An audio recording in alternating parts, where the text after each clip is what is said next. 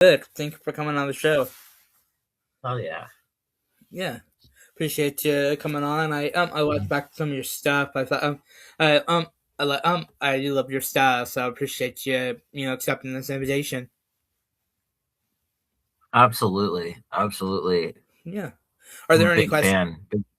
Are you a fan of my Big show? fan of strawberry. Yes. You and strawberries. Thank you. Are there any? I know we talked beforehand, but like, are there any questions you have before this, or are you just ready to jump in? I'm ready when you are. All right. Well, basically, where do you get off thinking you're funny?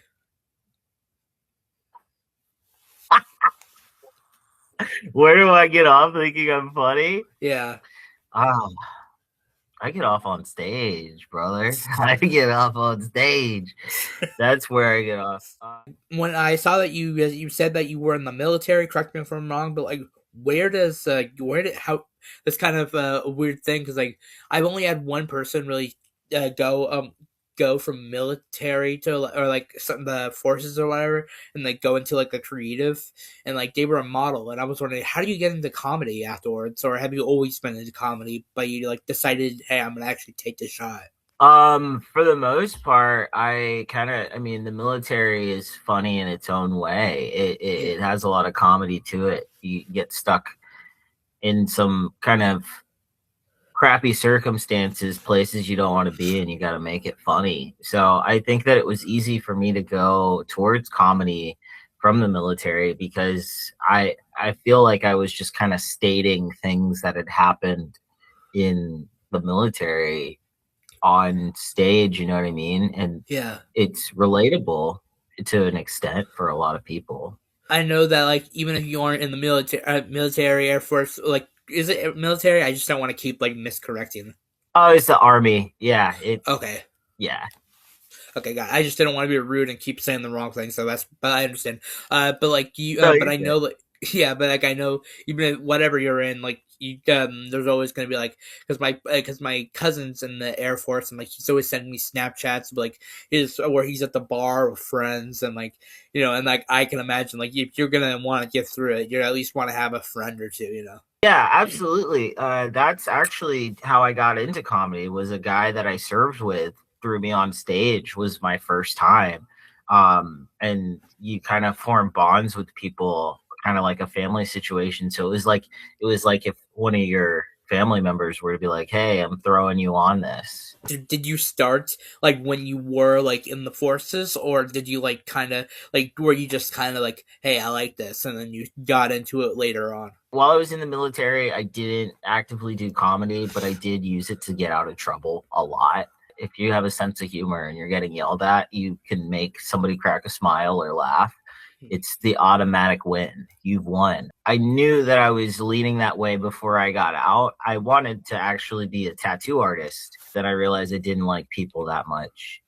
So I didn't want to be touching people for extended periods of time. No, I get that. Um, Like I don't know if you watched like the Call Me Chris videos or anything in like the past, but I remember like I saw in the interview she said like she was a kid, like she would like always crack jokes to get out of trouble. She would like and her parents would like kind of let her off. I don't know if you saw those, but like kind of reminds me of what she said about that. Exactly. That's exactly it. You gotta find a way to get out of trouble, Yeah. especially when you make so much trouble. You know what I mean? You gotta Yeah. have a loophole. As I'm kind of growing up like with my own family, I don't want to like just I don't want to go like out of myself more than I have, but like I know like with me and my family, even I've like kind of grown up with like crappy jokes and like me, my dad, and my uncle, like we're basically just like we're just kind of used to like crappy jokes and we love it, but my mom hates it. Is that like what you grew up around, or like how? What was your? I know everybody's like I've learned that everybody's really into the idea of like sharing their childhood, but like what kind of childhood do you have and like growing up and whatnot? It was a lot of so I grew up with two parents that were very young, so it was just like basically being raised by teenagers. And so like our comedy in the household was more so just roasting each other. And that kind of gave me the tough skin to be able to take, sometimes when you're a comedian, you get off stage and somebody wants to make jokes about you And sometimes comics will get upset and say like that's not funny, that's not accurate. But I've come to the point where I'm like, I think it's funny. If you can roast me, that feels like home. So that's kind of how I grew up, was just everybody dogpiling on what that doesn't sound healthy, but I mean, yeah, you we got to would. do what you got to do to survive. You got to Yeah, do it. And I grew up poor, so I mean, it's like insults are free, you know. yeah. Did that affect you in any way? It definitely did. It made me kind of uh I grew up kind of like working 2, 3 jobs very young, because I just like, we didn't have a lot of money growing up. And then when I got to be an older teenager, I got to the point where my dad was like, if you want it, go buy it. You have a job. So I never really got to experience, like, my parents eventually started making money as they got older, but it Mm. wasn't something that I experienced with them. Makes you funnier. It makes you funnier because you're poor, because you're hungry. So you're willing to sit down and take time to write. As So someone who's barely experienced trauma, trauma can make you funny. trauma makes you funny. I don't care what anybody says. Comedy, music, same thing. You a big music guy? Oh yeah, totally. I've kind of been dabbling here and there. I've seen, I've noticed, I saw it. And do you feel like that's kind of like the same way? Like, you use kind of like your circumstances.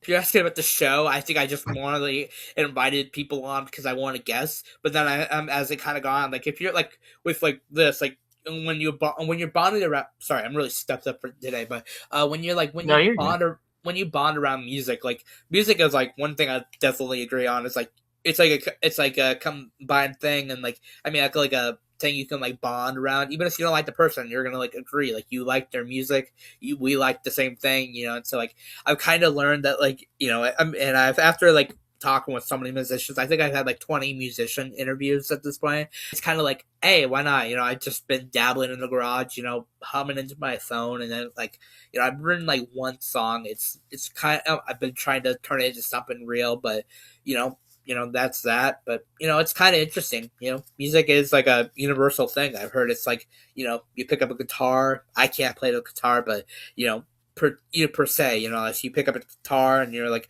say, hey, let's play a song, you know, you all kind of can like connect with each other. Yeah, it's like a weird connection and being in sync with everybody. Yeah, I've totally. always found it.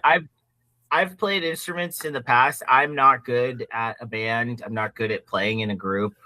I don't have that ability to connect. I'm almost envious of people that have that ability. I don't think you had to be like the band, but I think you had to be friends. For like, I don't know that everybody can do that, but like, I think you can't be a band unless you're actually friends. So like, that's why like, Yeah, that's true. That's true. And I like, in comedy, you can't, if you're on your own, it's hard to build that kind of thing. It's more of an independent, like, it's kind of lonely in a way, because you go on stage, you get people to laugh, you say goodbye to everybody, and then you go home. There's not a lot of hang out and, write together situation. I met like a bunch of musicians, and like not like obviously we're gonna talk about comedy, of course, but like when I meet like musicians, I'm like, hey man, you know, like, and then I'll like, and then like I just go home and I'm like, so what now? You know, I'm just like laying around. I'm an only child. You know, my parents don't want to hang out with me most of the time. You know what I mean?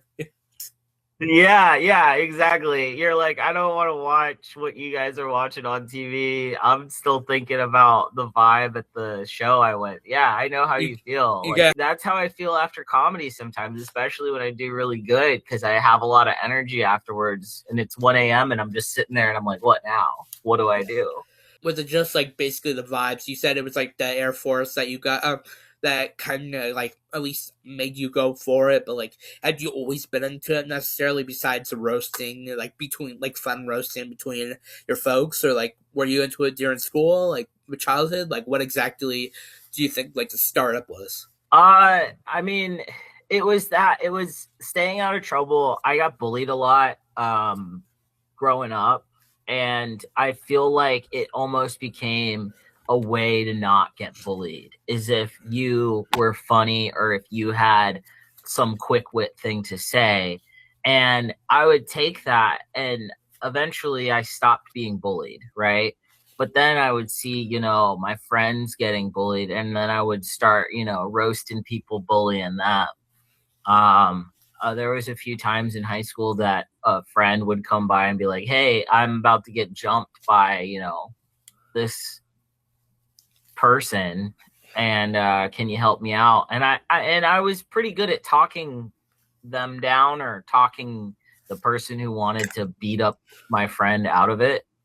So it was like a lot of defense mechanism work before I knew that that was comedy. I mean, back to the survival thing, kind of just used it to help you out day to day stuff. Yeah, Just kind of yeah. I used just it to survive. survive, essentially. I got picked on a lot uh, throughout, basically up until high school. And then again, when I joined the military, I started off getting picked on, and I was like, no, I'm going to just start roasting people until I get respect. I heard that you produce your own song. I mean, you produce your own stuff. Like you, you produce your own shows, and like you in Austin, Texas, anywhere else. I'd love to know about. But like, how do you produce a? Producing and performing, they're kind of separate and together in a way. I started producing shows out here with a friend of mine because we kind of ran out of spaces to do comedy. There's two types of comedy in Austin. There's the YouTube Kill Tony mothership type of comedy with Joe Rogan based, and then there's the alternative comedy, which is more leaning towards improv and XYZ. Well, that alternative comedy space, it has two places you can go perform. And I was like, we just need more spaces. We need more spaces. And the best way to get anything done is to do it yourself. It's just to do it yourself. And so, like, yeah, I was like, to produce in this space is amazing. And we get a lot of good comedians that come through with the craziest perspectives.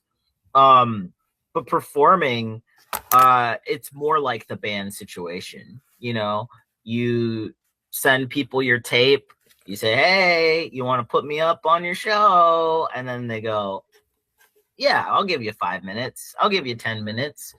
And that's just kind of how it happens. Um, but I feel like that might be easier than what bands do in the performance aspect.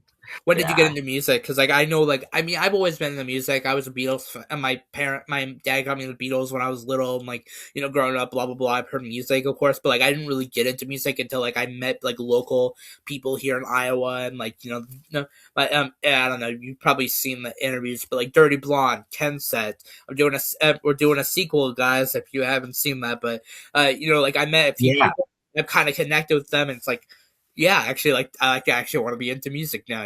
So like, is that what it was for you? You kind of, or have you always been into music, like rock? I'm assuming you're a rock guy. Yeah, I mean, my dad got me into old school hip hop because he's old and he's black, so he loves hip hop. That's a given.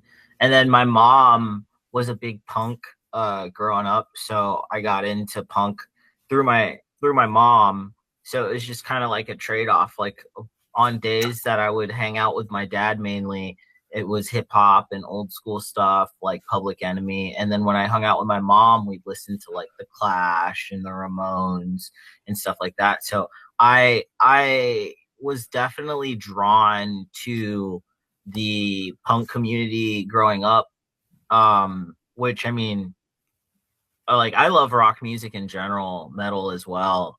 But the punk community is really taking care of me most of my life, even as an adult. So I love music. I love it. The bond it gives people, it can't be matched really anywhere in any situation. You said they were young, like or the teen parents, or like were they just like 20s? My mom was a teenager and my dad was new in the Marines. So Okay, he was like 21, 22. same diff. Okay, Yeah. yeah, yeah. Basically mentally still a teenager. as I've just turned Yeah, 19, I could not imagine like no nothing like that, nothing like against them, but like I could not imagine being like a teen parent. I've talked to teen parents and like that would just wow. because you'd want to do the stuff you'd want to do, right? You'd want to Yeah, like watch the shows you watch, and like I like my dad was a big anime and cartoon guy like growing up, so we watched a ton of cartoons. like Avatar. What kind of stuff were they into? I mean, he would watch the older stuff, so he's a big Gundam guy, a big I mean, he would watch a lot of GI Joe, which was originally, I guess, made over there. He'd watch Dragon Ball. He got into One Piece as I got a little bit older when that came out, and he would just watch stuff like that. And we watched it too because it was like Simpsons. I Yeah, love The Simpsons. yeah, I gotta love Simpsons. Not an anime, but I mean, I'm surprised they haven't done that yet. Nah, I could not see it being an anime. Like, I mean, I just like the style and put what it's turned out to. Like, it's not bad, but it's not good. It's just happening. It's just continuing. I kind of feel that way about Family Guy now. It's just gonna keep happening until it's done, like Oh no, until Seth MacFarlane gives up. it's just that mush now. It's not even family. It's just like I've heard this saying where like they're parodies of each other. You know, like each character is a parody of themselves as they evolved, and like that's kind of basically how I see it now. It's gotten that far. Like it's just a parody of itself at this Yeah. point. Do you have any influences when it came to like comedic time, like your comedic shows, or like does music influence it anyway? Since like we're basically talked like a good chunk of music by now.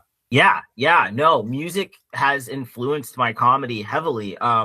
When before I even perform, I listen to a punk playlist to get me amped up to go on stage because I tend to give a little bit of energy. When I first started comedy, I didn't have energy. I was very deadpan with my delivery. But when I started to incorporate more comedy about punk, more comedy about, music in general, I started to get more hyped up. And so, yeah, it's definitely influenced the hell out of my comedy. And vice versa. Like I've met a lot of good bands, a lot of good local Austin bands that I didn't even know existed up until, I hosted them at a festival. It was amazing. Yeah, I love music, man. Beatles were just well, my parents, my dad, Rolling Stones, like the old time. Like my dad, my I'll be honest, my parents were like 6 years old, so and I'm 19, so you can see the age gap there. But my dad, he Yeah. used to, he grew up with like Beatles, the Rolling Stones, like the old. Which I have nothing against that. That I grew up with that, so like they taught me what like was the old timey stuff, and but like then probably what I don't know if gateway drug is what I would call it, but like the interviews are what really got me into music. Like when I got like into Oh, like wow. indie and that kind of stuff. They taught me actually what music is. Yeah, your fundamentals, right? Kind of. Yeah.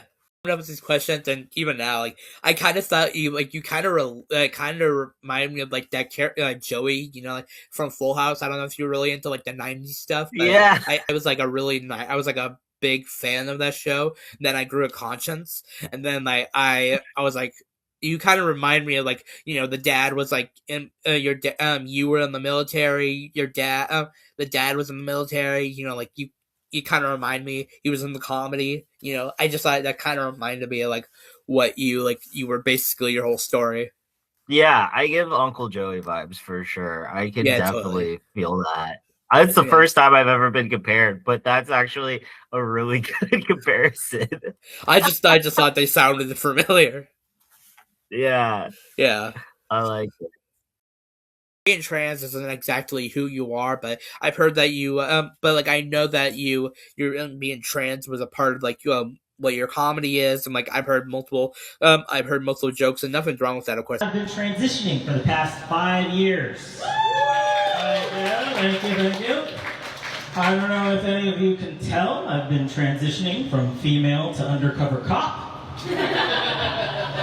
Why do you tell people that you're trans? I tell people because I feel like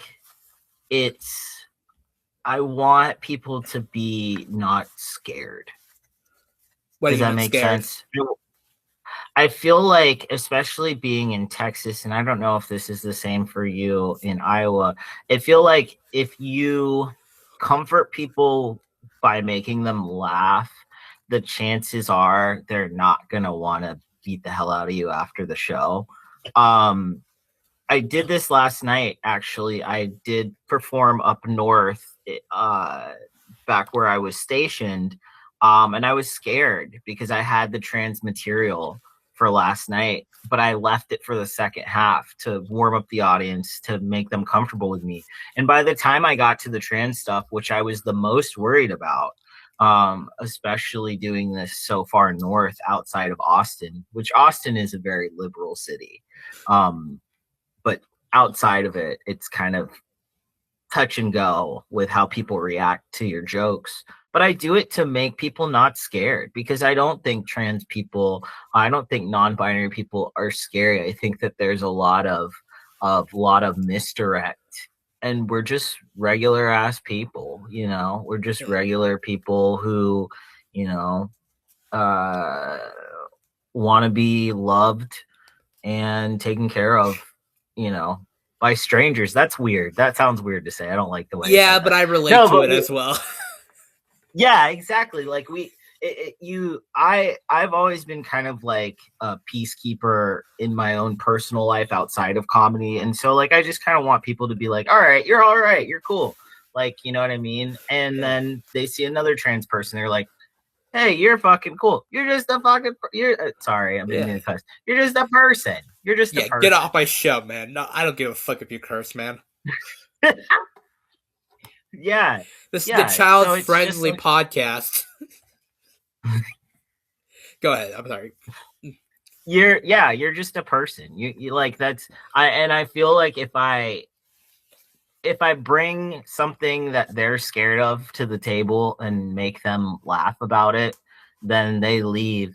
I mean, last night there were people who came up to me and they're like, "You're really funny. You're really funny." And it's like, yeah, you know, I didn't know your perspective of trans people beforehand, but I hope it's a little lighter than it was. I don't know if you listen to like David Bowie or Prince, but I see those two as non-binary. I always have, because just like the way that they don't stick to a gender, even in their music. Isn't that just mainly drag? Prince was more so, I mean, Prince has the famous lyrics, "I'm not a woman, I'm not a man, I'm something that you'll never understand." Okay, and never mind. Back in that time, they didn't have those terms. They didn't have non-binary. So I feel like, I mean, he's dead now. He can't speak for himself. So, Rest in peace, if anybody gets hate comments, it's going to be me. But I feel like he kind of gave off that, like, wearing high heels and making out with women on stage. It's like, what angle are you going for, Prince? But I just see him as kind of like a non-binary type person who also was an amazing guitar player. Like, that's, I also, there's Henry Rollins. He's the lead singer of Black Flag. I went and saw him talk. He doesn't do stand-up, but he talks for 2 hours straight. You just pay to see it, which you think sounds crazy. It's not. Is that what a podcast is? Yeah, it's basically a podcast, but he has no guest. He's forcing you to listen to him for 2 hours. And during when he was talking, he basically was like saying a lot of non-binary like kids or even adults are just people who are tired of dealing with others in a way that like you just don't want to be identified. You just kind of like doing your own thing. When in daily life, like, do you think there's any questions you wish somebody like as we are on a podcast, I'm asking you a question. Like, are there certain questions that you would like, you wish people have asked you, like that? You and like, I can ask you if you wish, but like, what exactly would those be if you have any? I don't know. I feel like a lot of people don't ask me about when I bomb on stage. That's something that happens more than you think. Because I mean, comedy you see on YouTube and you see on Instagram, it's all reels. It's all the funniest bits. But there's many a time where you hear crickets in a full room. It's insane, and a lot of people don't want to talk about it because it's not, glamorous in a way. Like, it's like, oh, you're not getting your flowers from people. And I feel like in a lot of podcast situations, even when comedians talk to each other, they don't talk about bombing as much as they should. Don't remember where, but I heard you say sometime like you're gonna repeat the same joke pretty much every single time. People aren't gonna say like, "Oh, you're crap, get off the fucking stage," But I think if I like to put with my TikTok, like I don't know if you want to follow, it's just on TikTok, but I have the thing where like I only post the funny bits, and like I would say like make it funny. If you want to make a little blooper reel of like you're crashing off, maybe somebody will think it's funny. That's just my maybe like just an opinion, but you could probably you could reuse it. Add some sound effects. Yeah, that's a good idea. I'm just gonna start adding more sound effects in, and I feel like I don't have enough sound effects. But you know what I mean? Like just add memes. Yeah. I have a joke. It hits. Sometimes it's a really good joke about cat dog, and it all is dependent on if the audience has watched the cartoon Cat Dog. If you don't know what I'm talking about, have you not heard of Cat Dog? I mean, I know what Dog Man is, but I don't know what Cat Dog is. So Cat Dog was a 90s cartoon from Nickelodeon, and it was one animal. One head was a cat, and one head was a dog. Oh yeah, I know what you're talking about. I think I've never watched it, but I know what you're talking about now. It was only on for a little while. It didn't last as long as I think it came out when SpongeBob came out, and then it just didn't last as long as SpongeBob just kind of took over Nickelodeon. That was like SpongeBob's basically The Simpsons and a different. You know what I mean? It's like the same thing, Yeah, how they were like, oh, we might take it away, like we might be done with it, but they always come back. They always come back. So yeah, I feel like Cat Dog wasn't as popular, but if I were to like show the meme like while I'm telling it in the reel, I feel like a lot of people will be like, I know exactly what that is, just by visual. I'll be like, when you say like bombing, like you say it's pretty often, like how many times do you go up on stage, or like do you like do comedy for the matter? I probably go up. So there's a difference. There's bookings for shows, and then there's open mics. And so open mics, I don't go to as often as I should, but I say I probably go on stage probably twice a week, maybe at this point. And if I were to say how many times I bomb, I would say I bomb probably 9 times a week. No, I'm kidding. No, yeah. 9 times every hour of the day except for one. No, I would say probably I bomb probably every 2 weeks, and it breaks me so bad. It breaks me so badly. I guess that's the one nice thing about editing. You can just cut out the bad stuff. Yeah, that's the best part, because sometimes you can bomb and then recover.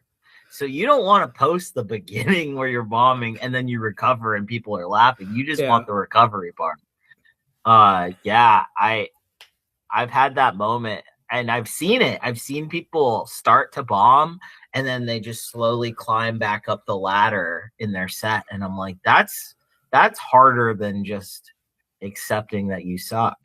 Do you ever travel outside of Texas, or are you gonna like? Because I'd love to. I mean, like I don't think I'll ever go to Texas if anything, but I'd love to see you like if you're near Iowa or something like that.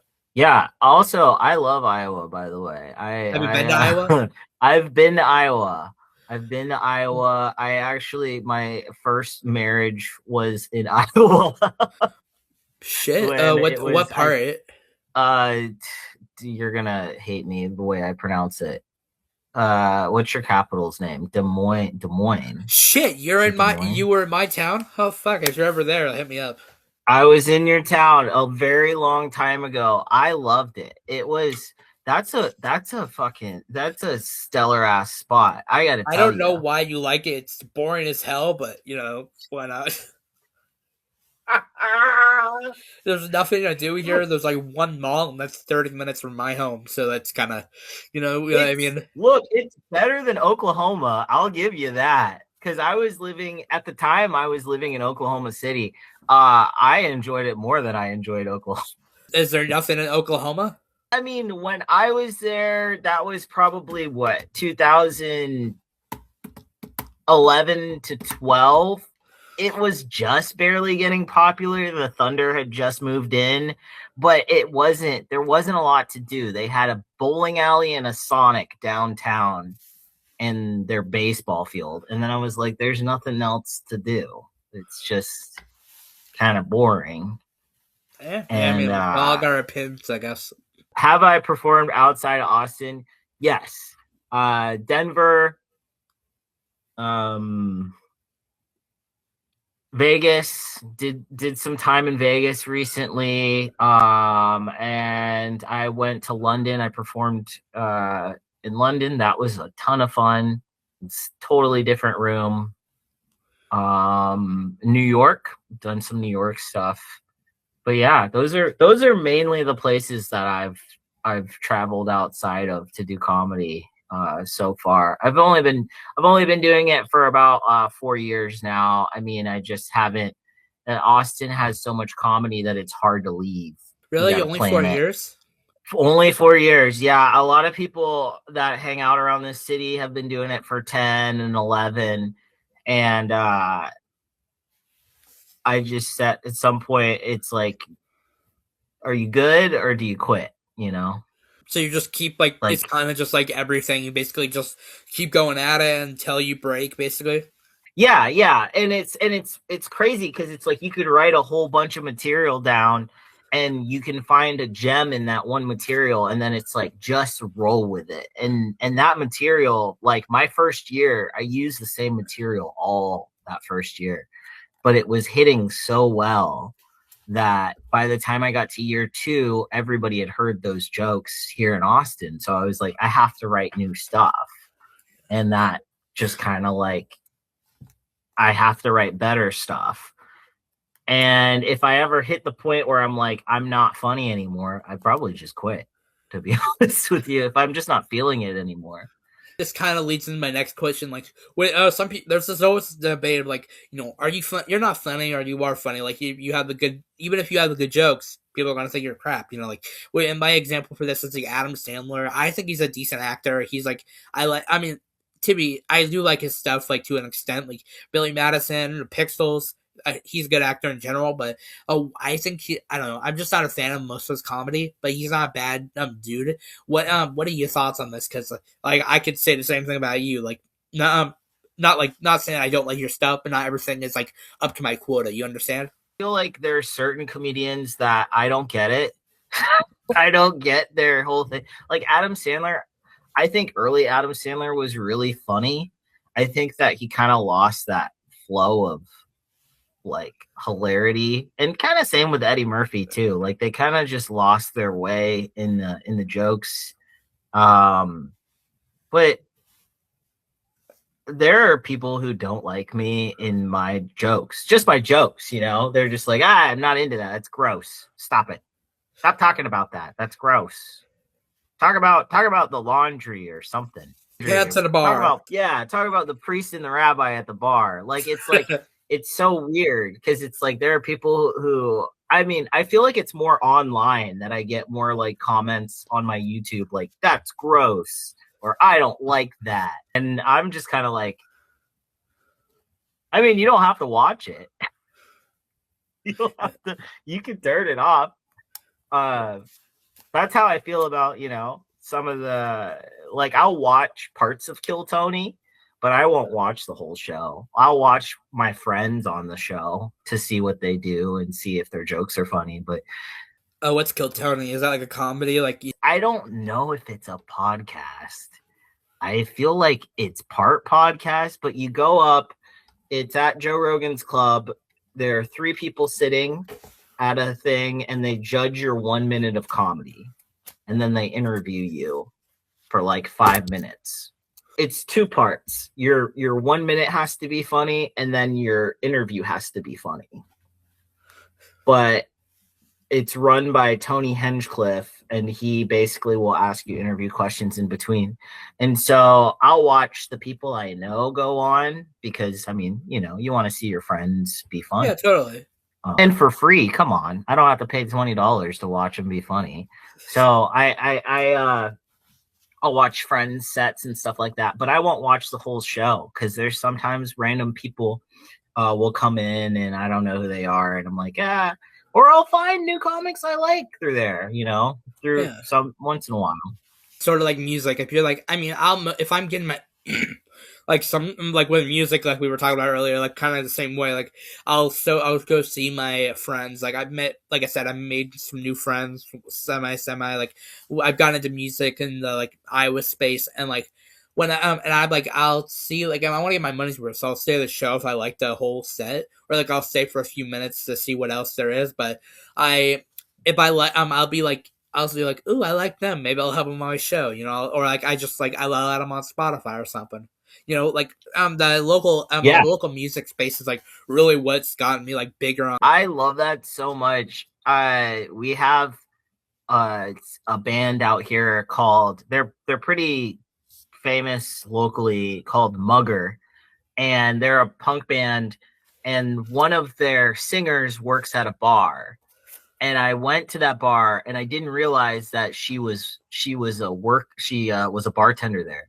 And it was so weird because I was trying to tell her, I was like, hey, I love your music, but it's so awkward to tell people outside of their music that you love their music sometimes. I don't know if you've felt that, if you've seen any of these local artists outside and you'd be like, hey. And I am like the biggest fanboy, and like if I like, because like I don't want to say who it is, so I'm gonna keep their name because like I don't want them to actually see this, but I'm like, whenever I'll meet them, like I'm like the biggest fanboy of like go to their shows. Like I'm like, I think we're kind of friends, like I'm chill with them, but like then again I'm like, hi. You know, like I'm like I'm nervous whenever I say hi. I'm like, I don't want to be weird, but you get what I mean. It's so funny in my mind. It is. It's literally like you don't want to be awkward. You still want to be like cool. You're like, no, I like your music, but I'm still cool. Like, don't think that I'm a weird band. I genuinely think the reason I'm awkward is because they were the first like real people to actually pretend to be semi friends. You know what I mean? Do you see yourself doing this for a long period of time? Oh, I'm not gonna be I'm not gonna be a musician. I'm just hitting up. I've hit up a few people saying, hey, if you want to cover this, I'd be down. I want to hear it actually on like people. Like I want to hear it out there, but like I'm too much of a wreck to actually say, hey, you know, here's my song. Do you see yourself as a music critic almost, like in a way? Like, do you feel yourself listening to live performances and you're like, I like this. This is how this makes me feel, like in it? Yes and no. I just like to see I think I more like the idea of like who the band is. Like I'm not. I mean, like I think like you could still be a crappy musician or like a comedian in your case, and like say like, oh yeah, you're a cool guy. You know, like I kind of like if when it comes to like celebrities, you gotta separate. You know. And I feel that way about comedy because I've met a few of my not really comedic heroes, but people I've looked up to, and them as a person wasn't a great person, but I still love the jokes. Like I've met like one person who like he's not my hero, but like I've watched his stuff for years, and like I'm like maybe I shouldn't have had him on. Which that's like I'm regretting this. Well, I don't regret it, but just like, but it was just like it wasn't the experience that I was really hoping for, you know. Yeah, I get you. I feel that all the time. But I don't want people to actually look out for now, so I'm just gonna let's leave that into the past. As egotistical as it really sounds, like as I just said, I don't know if I said it over chat or whatever, but like I watch my stuff. I'll watch my interviews and like my TikToks, and like I'm just my biggest fan. I like watch my stuff all over again. Do you ever like go back, or like do you ever force your parents to like, you know, like you're at a holiday and like, hey guys, here's a set I did, you know, let's hear it, you know? Yeah, I do that. I mean, I hate the sound of my own voice, but if I can get through that just to enjoy the jokes and to like find the good material, I definitely will. There's a few jokes that my mom inspired by it's just me repeating what she said on stage, and Like she loves what? it. I have a joke where I basically say my parents have accepted my transition, and my mom called me. She FaceTimed me the other day, and she said, "You know who you look like?" I say, "Who?" She goes, "Leonardo DiCaprio." And I'm like, "Whoa." But before I could say anything at all, she goes, "But you only look like the Leonardo DiCaprio from Django Unchained." My mom's not good at compliments either. She actually she tries her hardest, and she's super proud that I'm transitioning. She's super proud that I'm trans, but she just doesn't know how to give a compliment. My mom. So my mom FaceTimes me on my last birthday, and she's like, "Hey, you know what you're starting to look like?" And I'm like, "Who?" And she's like, "You're starting to look like Leonardo DiCaprio." And I'm like, before I could even say thank you, my mom goes, "But only the Leonardo DiCaprio from Django Unchained."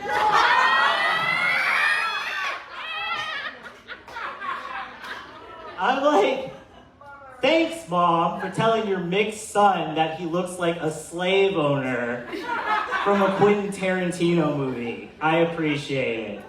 That's all I got, you guys. So you're telling your mixed son that he looks like a slave, a plantation owner God. in the 1800s. That's great, Mom. Thank you. And that joke does really well, but she does like to see the evolution of it. And she does like to get her laughs out of it, because she's like, I technically wrote that joke.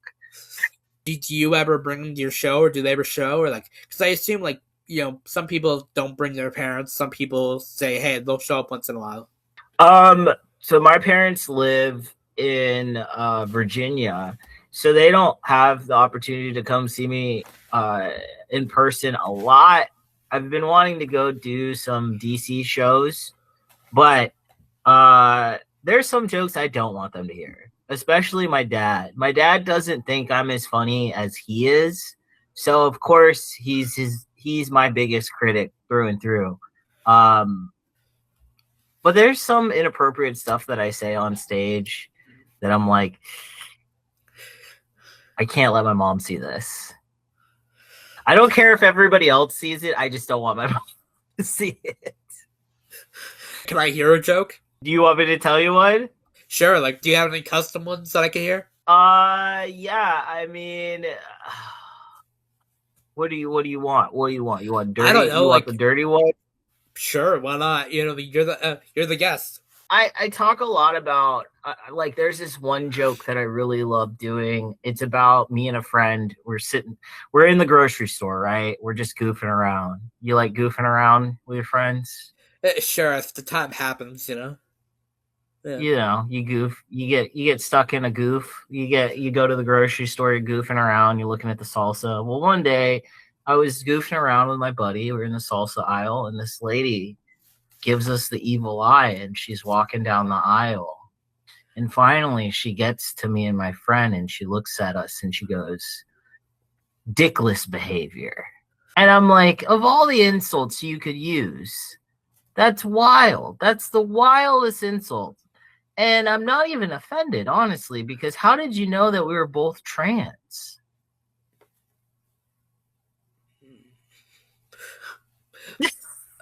You sat with that one too long. All right, I'm never telling that joke again. You completely destroyed. I mean, it wasn't bad, but it wasn't the best one. I'm just gonna be honest. It wasn't the best. It's a lead-in joke to it. I used it last night for sure to lead people into the trans bit, so they would, get that out of the way. Yeah. Of I've already been insulted by someone, so if you yell anything out, it's not going to be as bad as an insult as what that lady said. If you're coming, what was the worst insult you had? Because I've been called the F word before, so. I've been called that after a show for sure. I had somebody basically block the bathroom. I didn't need to go, but basically told me like, please don't go use either of our bathrooms at a bar. And I was like, I'm gonna leave probably, because So it's it's just just like, both of you them, not know, even the men's room. yeah, it's just like they didn't want me in either room. And I'm like, fair. I wouldn't want me in either room either. I mean, I yap too much. You don't want me yapping at you while you're in the urinal. I'm not looking, I'm just yapping, you know. I talk too much. Yeah. So, no, but I've had that happen. I had a guy, this wasn't really an insult more as it was funny. I had a guy go up to me after a show and he was like, man, that trans joke you do, like that whole bit where you pretend to be trans is so wild. And I'm like, Yeah, pretend. Pretend, my dude. I was like, okay, yeah, sure. And he just walked off thinking that I was just a regular cis straight dude, just just pretending I was a trans guy. I was like, I couldn't do that if I tried. Like, all homophobic and trans people, they come in all shapes and forms, of course, but like, do they all have like their own certain, like, are they all rednecks, or are they regular people? Like, what exact, like, if you have an idea, like, what all do you have to deal with? Because I assume it's like every night probably. it's like I get a lot of conservative older white guys that are vocal about not liking me, but it's wild, right? Because I've had those same guys, try to DM me for like a hookup or something afterwards. Like, hey, I'm sorry, I got a little ahead of myself. I was rude. You want to meet up sometime? It's like, what are you doing? You're supposed to be transphobic. You're not supposed to try to sleep with the person you just insult. You got to stick to your own team, sir. You made your hole. You gotta sleep in it. You sleep in your own hole, buddy. You got it. Like it. That is one thing that has blown my mind, because I have had people in public say some weird stuff and then go back later and be like, "Hey, what's up?" And I'm like, "You're not a very good transphobe." When did you come out in public? At adulthood, I came out at 29 as a trans man. I knew while I was in the military that I was trans. So probably about 26, I knew. And then I waited until my contract was done and I got out of the military to pursue that, because at the time it had basically just become, I didn't want to say illegal, but it was not going to be an easy transition. And so I came out, but when I started transitioning, it just felt like I was myself. Like I finally felt like myself. It was so wild. And you could ask my friends and even my parents, like I wasn't a feminine girl in the least bit. Like I actually did the world a service by not being a woman, because it wouldn't have been fun for anybody. It wasn't. I don't think I had it in me to do. I'm not good at it. I did clown makeup 2 nights ago. My partner, my girlfriend, did my clown makeup, and I had never used like women's makeup, and it had given me a rash. I don't know if you can see it, but I have like 2 little rashes right here from rubbing. Kind of, but it's really dark in your room. Yeah, I actually am not good at lady things, and I have never been good at feminine things at all. So it's kind of like a lot of my friends and family were like, "Yeah, I see it. I could have told you would have been a trans man." Yeah. And I was trying to come up with a comment, but I'm just gonna shut up. But like, basically you've never been into that kind of stuff. You've just, you've always just kind of acted manly. Yeah, always. It's I mean, even when I was hitting puberty for the first time, I tried really hard to be feminine. I just wasn't good at I didn't like carrying a purse, which was a big thing when I was like 12. I don't know why. I just wasn't good at it. And like props to people who can do stuff like that. Even, non-binary and trans women, like that is a much harder journey. I can only imagine the actual please. puberty part. Man, that would have scarred me. Second puberty, dude, I don't know how you hit first puberty, because second puberty was hell. Man, puberty is not fun. You get weird feelings. Get emotional at the bar at night. No, just, I don't know how y'all do it the first time. It's not fun, brother. It's not fun. You get a sprout at the top here. I'm turning red for the first time. It's hard. Why did you get into podcasting? Like, I assume, like, have you just started this year? Like, because you've done probably a few. I'm imagining.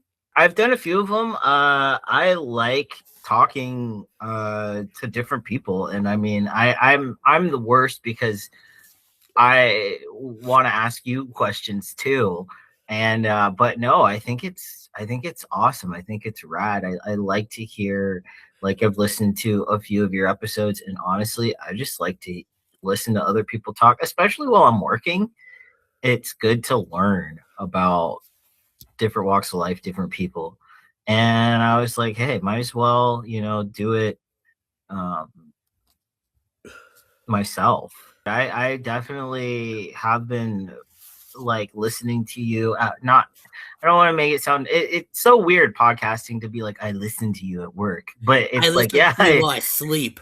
I listen to you to go to bed at night. It's like you're in the room with me. Like, I don't want to be like that. But hey, I mean, I listen to myself when I sleep, so I like that. Say also, the way you opened it, what do you think you're funnier? What makes you think you're so funny is the best way to open. That was my dad. I always ask my dad if I don't have anything, like, if I'm kind of just thinking, hey, you got any questions you want to ask to anybody? And like, I'm saying, like, and he said, why? And that was literally his first thing. Why? Where do you get off thinking you're funny? Honestly, that is the perfect question from a man in his 60s. It's not the first time I've been asked that by an older man. So tell me, what else stuff do you like on my show? I'm really getting off right now. Getting off right now as a strawberry. I just like how you interview people. You're very matter of fact. I don't know how to explain you. Let's talk about you. Let's talk about you right now. How about you interview me now, and I'm just going to lay back here. Do you, like, when you go to shows, do you notice a lot of fatigue in artists, like, while you watch them, or do you just, like, what do you mean fatigue? Are they so fatigue as in, like, you can tell they're not playing their best? Like, have you ever gone to see a band or basically, like, someone perform more than once, and you're like, they're not doing as good this time?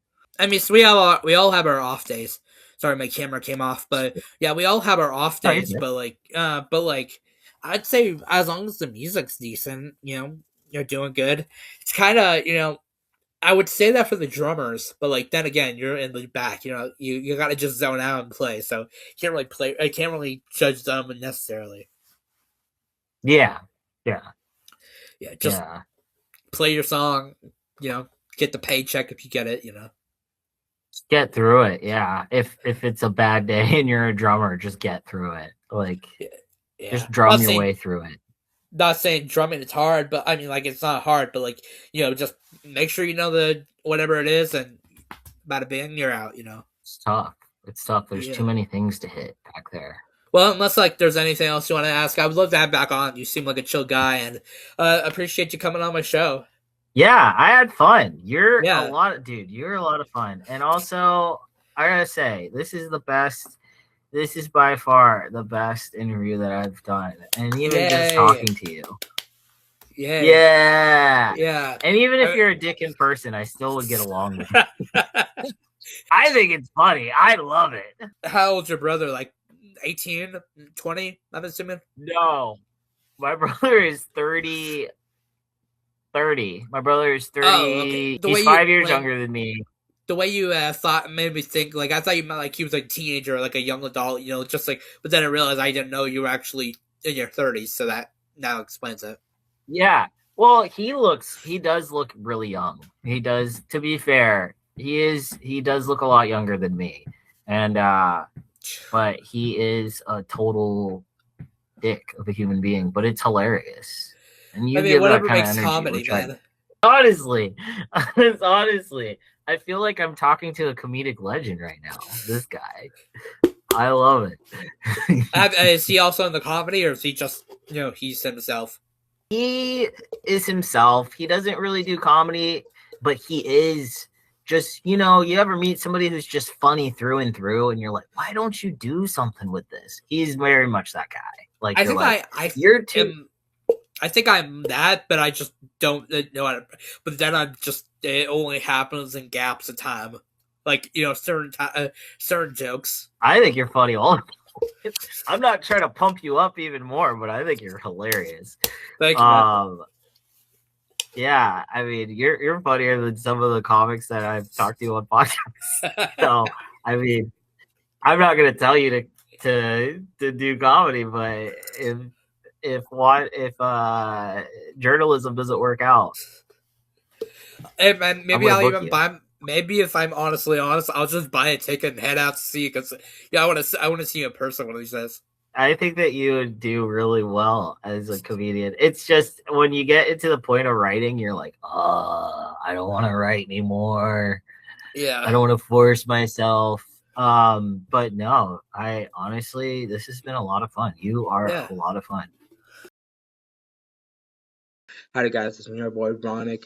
Thank you guys for checking that interview out with our boy Holden. He was a great guest, and apparently he liked me as well. So 2 stars for that. But I wanted to say go check all this stuff out. He did share out you can find his socials at Hollywood Hulk Holden down in the description. Everything's there. If you guys want to be a guest, hit me up on my email at ronick10 at ronick123321 @gmail.com. Yeah, let's shoot the shit. I'll talk to you later, and ending the Tired Granolla Bar podcast. Later, guys.